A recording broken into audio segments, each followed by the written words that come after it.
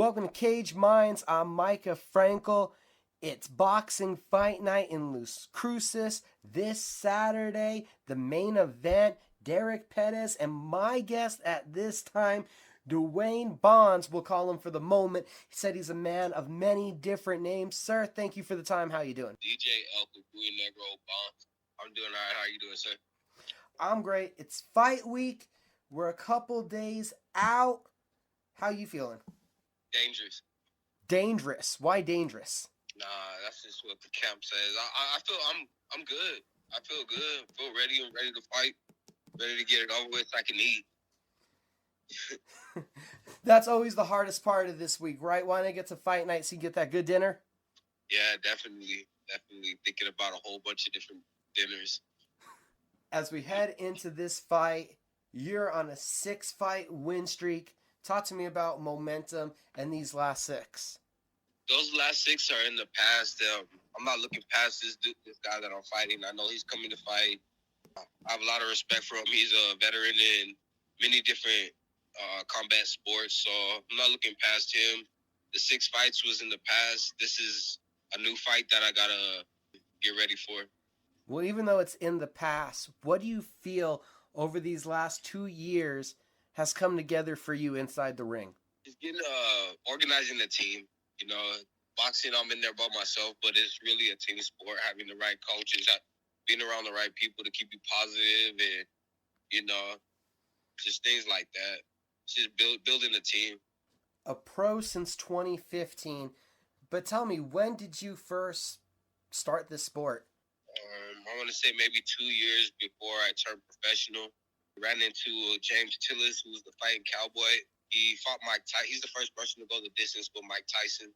He took me under his wing. He showed me the ropes about the amateur boxing. Unfortunately, he couldn't stay.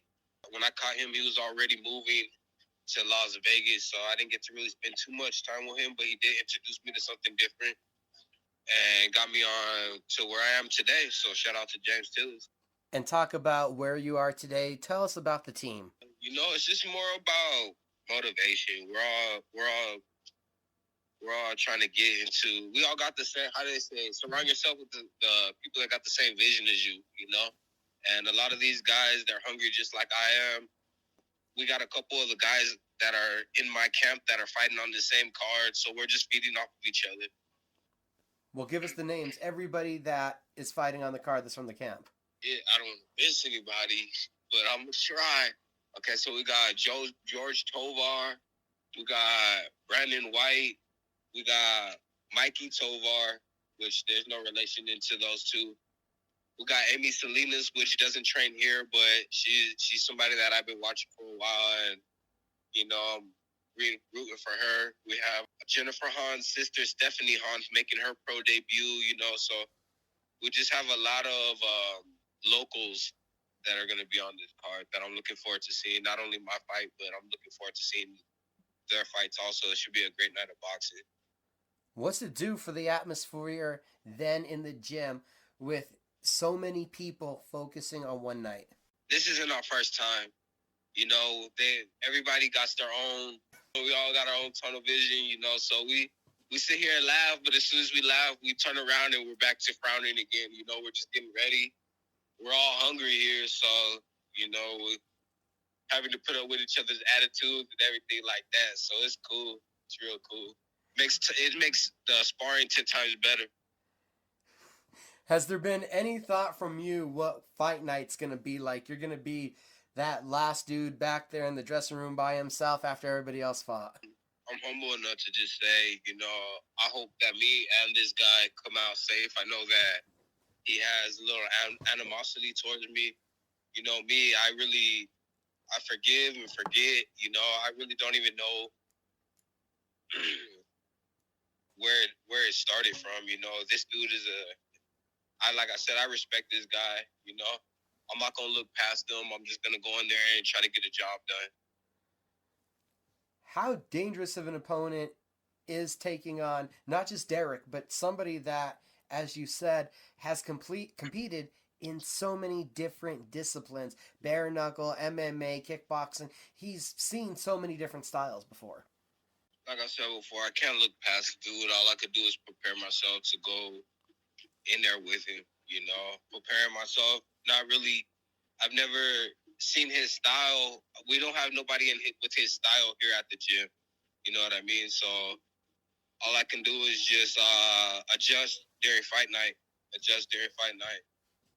Since the last time you were in action back in February, got 8 months now. What are some of the improvements and advancements that you felt you've taken in your game? Well, I actually fought 2 months ago, which just hasn't hit box rec yet.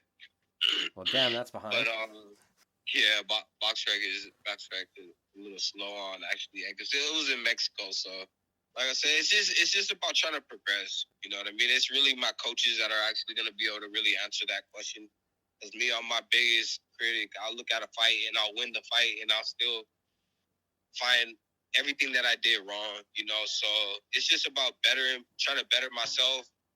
And that's really my coach's job to actually pinpoint what I'm getting better at, what I need work on. Is that the perfectionist in you? I mean, I hope everybody tries to be a perfectionist, because you don't want to settle. Once you get settled, then that's when you don't progress. You just get settled. That's like when people get jobs and they hate their job, but they don't want to sit there and take the time to go find another one. It's getting settled, never get settled.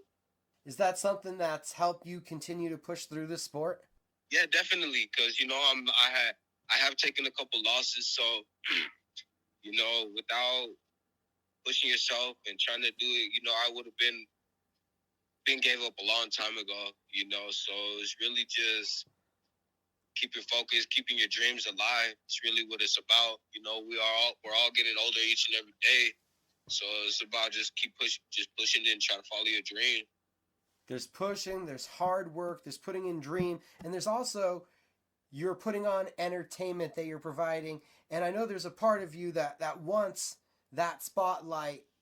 Seems like you also had a side that's a natural entertainer too. I think I'm my biggest fan when it comes to my jokes. I be laughing at my own jokes all the time. So entertaining is cool, but this isn't. I mean, boxing is an entertaining sport in some ways, but you got to learn to cut that off. You know what I mean? You got to learn to cut that off because this is a serious sport where you can't really get hurt. So it's fight week. I know things are all business. When do you shut off the jokes? Is it weigh-ins, press conference? Is it sooner, later? Hey, as soon as I put them gloves on, each time I come to the gym, every time I come in now, I got a different focus. I got a different focus. Some of the guys know how to get me out of that focus, and it's all fun. It's all fun at the end of the day, but at the same time, you just got to know when we're going up against. I got people looking up to me. I got my family going to be there. Like nobody wants to get embarrassed around all their people. So it's really just about locking into this fight. Main event. How does that hit you? Being there in the spotlight, getting that fight, being the last fight on the card. I feel like I'm gonna be anxious because I hate being one of the last ones, just because it's like, okay, I'm ready to get it over with. With there only being 6 fights, I think I'll be all right. I'm honored to have the main event spot for this event. So shout out to Misfit Promotions and School of Hard Knocks for having me on this event as the main event, giving me my own personal time to shine, so I appreciate them. Main event it's just another day. I'm not letting that get to my head or anything like that. I think that some tickets are still available. Yeah, there's definitely tickets available. There's some I got some personally on me. You can hit up the Chap Camp Gym, 11220 Rojas B12. We got tickets there. Or just get with any of the fighters. Like I said, I have George Tovar. We got Mikey Tovar, Brandon White, me, myself personally, Amy Salinas, Stephanie Hahn. I mean, it's gonna be a pretty good card. So I'm hoping everybody can show up so we can show out for y'all. And I wanted to ask before I let you go, this sport, boxing, wild sport, what do you love about this? You would hit me with a tough question right at the end. You know, everything about it. I've always liked sports. You know, and this just happened to be the sport that actually changed my life. Like I said, with James Tillis, I was in the streets of doing a whole bunch of things that I shouldn't have been doing, and he introduced me to something different. So, you know, boxing is the sport that saved my life. Glad to see you here. Yes, sir. Thank you. I appreciate your time. I appreciate your time.